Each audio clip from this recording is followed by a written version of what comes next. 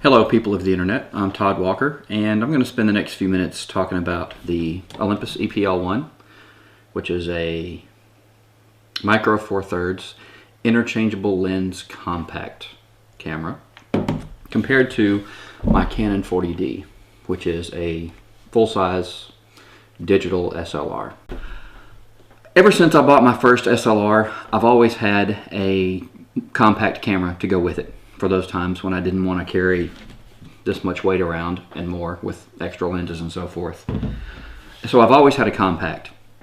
The compacts that I've had, and I've had probably 20 or more of them in the last several years, they've always fallen short in one way or another. They usually take good pictures, but the lack of depth of field control, because the sensor is so small, always annoyed me. Their performance at high ISOs with available light, I like to shoot a lot of available light photography. I have several prime lenses for my SLR because I like available light photography a lot, and compacts just, they're not that good at it.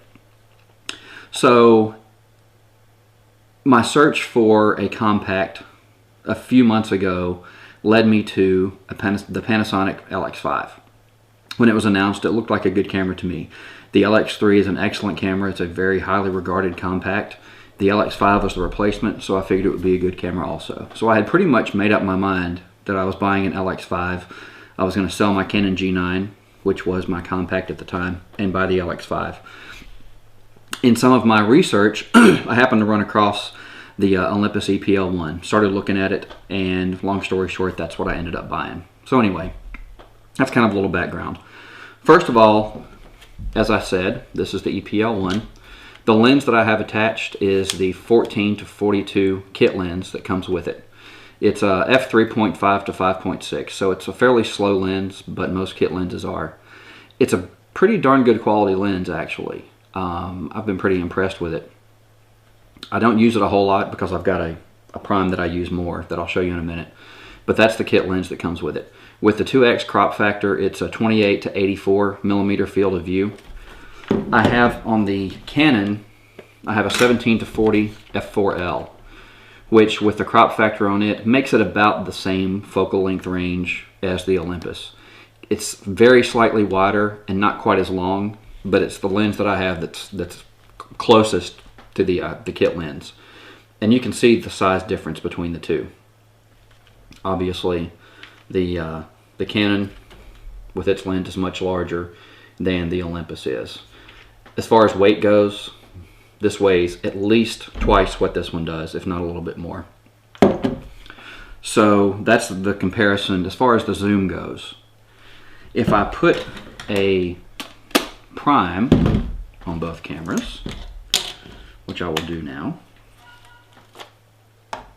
on the Olympus, I'm going to put a 20 millimeter 1.7 prime, which is this lens right here. On the Canon, I'm going to put this Sigma 30 millimeter 1.4. 40 millimeter field of view. This is about 48 on the 40D. So roughly equivalent field of view, equivalent speed lens. So let's put this one here. And let's put this one here.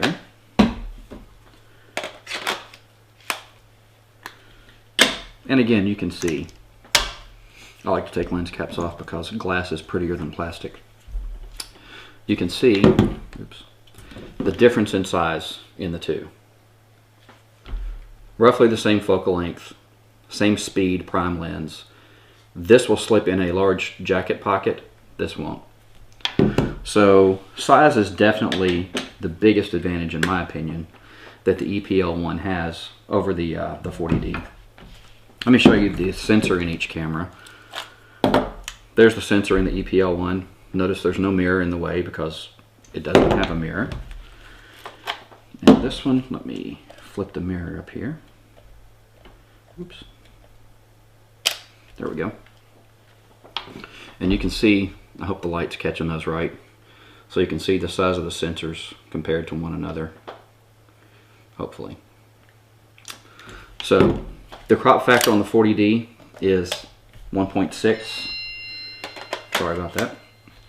The crop factor on The Olympus is 2. So the sensor in the Olympus is a little smaller, but not a whole lot. The next thing I want to show you is the shutter sound, the sound that each makes when you're taking pictures. Let's do the Olympus first. I'll take about 3 shots here.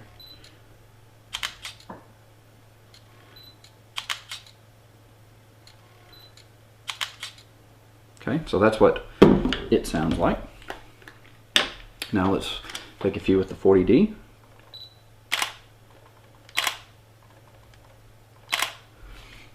So that's the difference in the shutter sound between the two. While I'm at it, let's do burst speed. I'm going to set the Olympus for burst mode and take about 6 shots with it.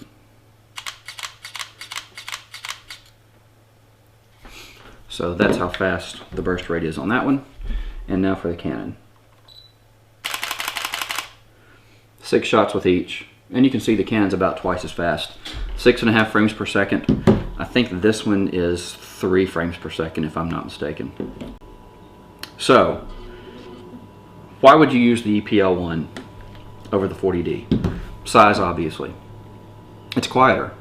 As you can tell from the shutter sound, it's quite a bit quieter than the 40D is. This camera has in-body stabilization. That's one of the big reasons that I bought it over the Panasonic GF1. Any lens you put on this camera becomes image stabilized, and it works very well. I think they quote about a 3-stop advantage, and I think that's probably about right. Advantages of the 40D over the E-PL. Lens selection. There's a lot more Canon lenses available than there are for micro four thirds. However, having said that, I do have an adapter that allows me to mount my EF lenses to the Olympus. If I can figure out how to get it on. Let me just show you what, this is my 17 to 40 that I had mounted on the Canon just a minute ago. And that's what it looks like mounted on the Olympus. It's a little bulky, but it gives you a 34 to 80 equivalent focal range, which is still fairly usable. The only disadvantage with EF lenses, since they are electronic, the aperture is controlled from the camera. There's no aperture ring on the lens. So the only way to shoot this lens is wide open on the E-PL1. Now with it being an f4 lens, that's not bad.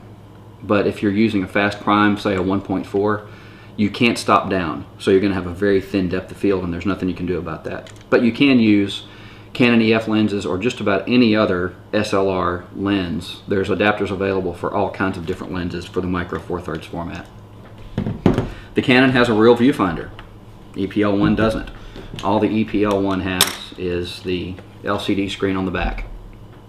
Now there is an electronic viewfinder available for this camera. It's about $230, I think. It's supposed to be really good. I don't have one, but it's supposed to be a very good viewfinder. However, it doesn't matter really how good it is. You still can't match an optical viewfinder. The 40D has more buttons on the back, as you can see.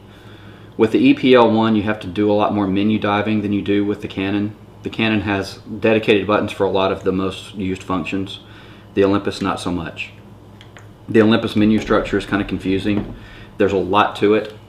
It's a very highly customizable camera, which is great, but that means the menus are complicated.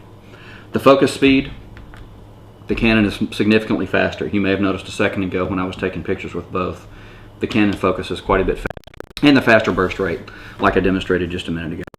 If you want something small that you can carry with you, that doesn't have the bulk of an SLR, that still gives you fantastic picture quality. I haven't talked about image quality because honestly between the two, they're extremely similar. The E-PL1, especially with this 20mm lens, produces some fantastic pictures. So as far as photo quality goes, there's not much difference between the two. Because the Canon does have a little larger sensor, you can get a little shallower depth of field than you can with the Olympus. But as far as photo quality goes, it's just about equal between the two cameras. So if you want a compact, something you can take with you that doesn't weigh a whole lot, it's not going to bog you down, the E-PL1 or any other micro four thirds camera for that matter is definitely worth a look.